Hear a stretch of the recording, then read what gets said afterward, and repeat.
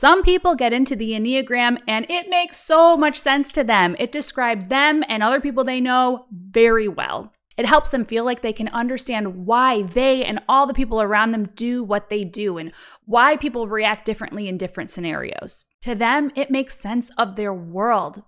But it's all a ruse. And Christians, I am convinced that it is meant to get you to buy into a worldview that is opposed to the gospel. We'll get more specifically into that in a different video. But right now I'm going to focus on something you all and your kids need to know about: manipulative tactics. This will explain why people resonate so intensely with the Enneagram, why it makes sense, why people trust it. For this video, I'm going to be referencing mainly from two books. The Road Back to You. This is an extremely popular Enneagram book that was published by a Christian publisher, and The Full Facts Book of Cold Reading, which explains how psychics deceive their clients.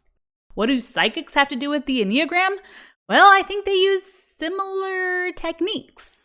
Most of what a psychic does is make their client think that they're getting some information from some spiritual source, or like they have these special psychic intuitions. But their game is a ruse, and their tactics have been exposed. We're going to focus today on 5 tactics that are clearly used to make the Enneagram, like a psychic reading, seem like it works. Sound good? Here we go. Okay, before I get into the first tactic, this has to be said. People who fall for the Enneagram are not necessarily dumber or more gullible than people who don't fall for it. I say necessarily because there are dumb and especially gullible people in this world, okay? I'd be lying if I didn't say that. But something I like to remind people is, you don't know what you don't know. Here's a quote I really like from the Cold Reading book. It makes no difference how smart, highly qualified, or intellectually brilliant you may be. If you know how the deception works, then you cannot be deceived by it. If you do not know, then you can. A rocket scientist can be fooled by a deceiver because she knows about rocket science and not deception. Expertise in one field does not automatically transfer to another. So, for those of you who already reject the Enneagram, watch your judgy McJudgerness, because it's very possible that once you learn about the tactics that we're going to talk about, you might find that there's something that you've been fooled into. Those of us who are human are all vulnerable to deception. Alrighty, let's talk about our first tactic. This one sets a person up so that if anything is said about them that is just straight wrong, some of that is to be expected. Here's what a psychic will do. In her introductory remarks, the psychic usually offers an upfront excuse for any outright failures, which may arise later. She also makes it clear that she does not claim to get everything right all the time. This appears endearingly honest and guides the client to view the psychic's efforts sympathetically. It also prepares the client to help as much as possible. Now, let's see this tactic in the works from the introduction to The Road Back to You. To borrow a quote from the British mathematician George Box, all models are wrong, but some are useful. That's how I see the Enneagram. It is not infallible or inerrant. It's not the be-all and end-all of Christian spirituality. At best, it is an imprecise model of personality, but it's very useful. It's imprecise. It's not going to get it right all the time. It's just a tool. I think I've heard every Enneagram coach and author use that phrase. The Enneagram is just a test. It's just a tool. I have not found a tool, and that's all that the Enneagram is a tool. This is just another tool. We're just using the tool. And you don't have to believe in it so intensely. And you adapt it as a tool in your life. Oops, that's an astrology clip. Clearly nothing like the Enneagram. It's just a tool. It's a phrase that kind of downplays how important they really feel the Enneagram is. Everything they are teaching and saying communicates how important and life-changing using the Enneagram is, but then they all say, it's not everything. It's really helpful, but it's just a tool. I just think it's disingenuous and gives this impression that the people who teach it are really humble and hold the whole thing loosely and that they don't make too much of a big deal about it, but then their actions and their other teachings, I think, reveal the complete opposite. In a card trick, an out is an escape route for the magician so that if maybe he grabs the wrong card or the trick doesn't go as planned, he already has backup plans that will still result in his favor. Let's see how a psychic could use an out. I'm hearing a name. Wait for it. Randall. Does that name mean anything to you? Randall, That's my cousin's father's uncle's grandfather. He died 2 years ago. Here, take all my money. Okay, so the psychic used a random name and got a win. But what happens if the client doesn't know anyone named Randall? Randall? No, that doesn't ring a bell. Oh dear, that's because you will. Be on the lookout for Randall. That name will be very significant to you. Oh, I'd like to know more. Take more of my money. You see, the psychic had an out. Win-win for her. So how do outs apply in the Enneagram? Well, you see all the arrows? They're all outs. For those of you who might not be super familiar with how the Enneagram works, here's a really brief overview. The Enneagram is a diagram with 9 points. Each point is assigned a number with a list of traits associated with it. Each person supposedly can identify with one main number, and that is your number your entire life. Once you discover your number, the Enneagram becomes like a map. So you might have one main number, but you will look like different numbers in times of stress and in times of health. Okay, so a 1 will sometimes look like a 7 and sometimes look like a 4. But wait, there's more. You also have wing numbers, so you can also take on the traits from those, which are the numbers adjacent to your main number. So a 1 can look like a 1, a 7, a 4, a 9, and a 2. These are all like escape routes because at any given moment, if you look like another number, there's an explanation for it. Once you buy into the system, you'll always find yourself somewhere on it. Now, it's true that our personalities are not static, they're fluid, and I think that's a major appeal of the Enneagram for a lot of people. But I would say that the Enneagram takes advantage of that reality rather than using it to actually tell you something true about yourself. It does that with outs, and it does that with our next tactic, the rainbow ruse. The rainbow ruse attributes two opposite traits to you in a statement that basically covers all possibilities. Here's a rainbow ruse statement. You can be a very considerate person, quick to help someone out, but if you're honest with yourself, you've got a bit of a selfish streak in you as well. Very few people will think of themselves as totally considerate or totally selfish. That's why these statements work so well. Here's what the cold reading book says.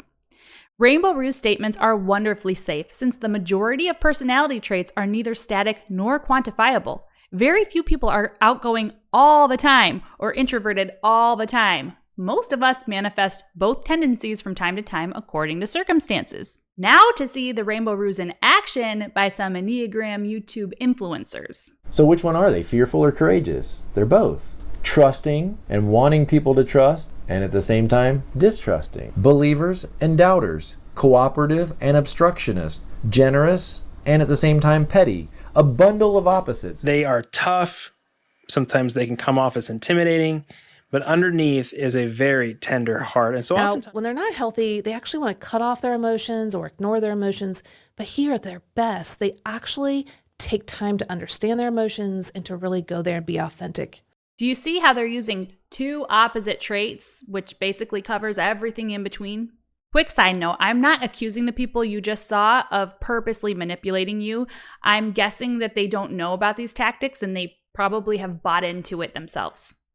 So rainbow ruse statements are great because even though they typically apply to most people, they come across as really specific to you and they seem very insightful. Well, that psychological effect is precisely what makes our next tactic, Barnum statements, so effective.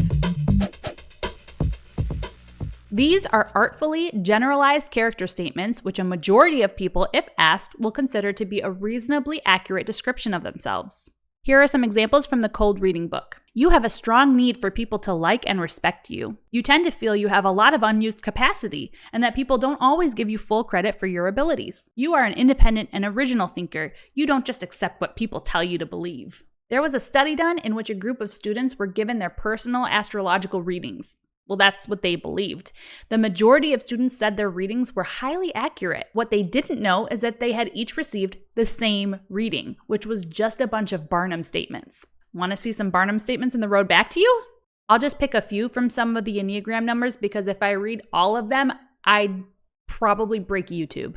Each Enneagram number in the book has a list of statements, and most of them are just Barnum statements.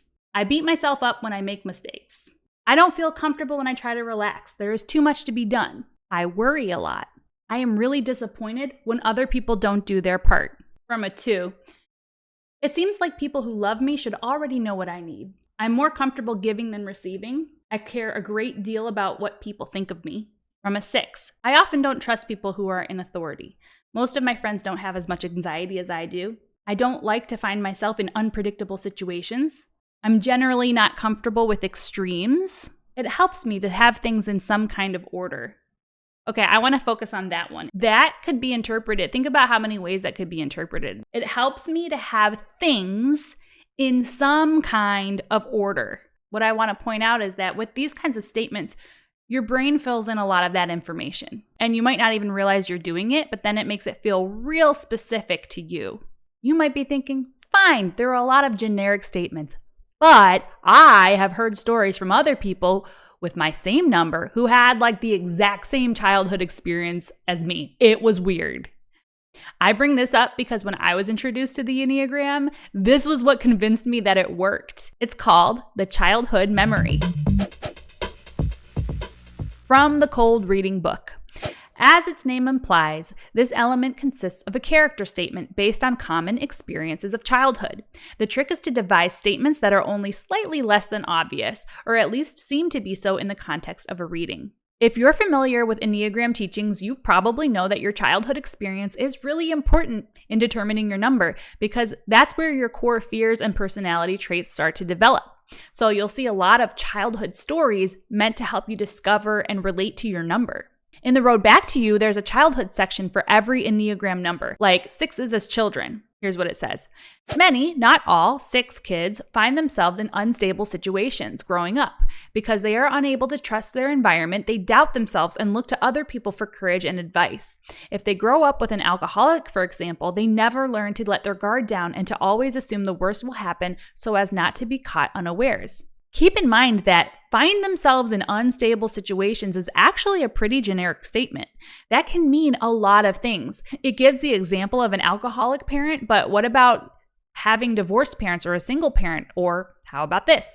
I would definitely not characterize my childhood as unstable. But if I had bought into the Enneagram and believed I was, say, a 6, which is what I tested as back in the day, and all my friends confirmed that I'm totally a 6, I would probably point to a time when I switched schools mid-year in elementary, and that kicked off a lot of anxiety in me. So do you see, my brain can do a lot of work to make these stories relate to me. And therein lies the theme to most of the tactics we talked about today. In the course of a successful reading, the psychic might provide most of the words, but it is the client that provides most of the meaning and all of the significance. Clients tend to graft their own specific experiences onto the more generalized words and themes provided by the psychic. Friends, this right here, if you don't remember all the specifics of all the tactics we talked about today, that's fine, but keep this principle in mind. Generic statements in which your brain then fills in a bunch of information with memories and experiences and emotions, that is so effective at putting you into a position in which you are easy to manipulate. That is the point. That is what I want you to take away from this video. You think you're getting information, but in reality, you're the one making the tool work, whether it's a psychic reading or the Enneagram. And then what happens? You trust it. You form your view of yourself and your view of the others around you based on it. The Enneagram and psychics are clearly not the only ones that use these tactics, so just be aware and keep an eye out. Now you know about some commonly used manipulative tactics, and you can be on your guard. But spotting these tactics does not actually prove that something is false. Instead, they are more like red flags. So if you think you spot them, the next step is to do some investigation. In the next video, we will take a look at whether scientific studies support the Enneagram. Spoiler, they don't. By the way, making claims of ancient origins is another tactic mentioned in that cold reading book, but we will talk more about that in the origins video. For now,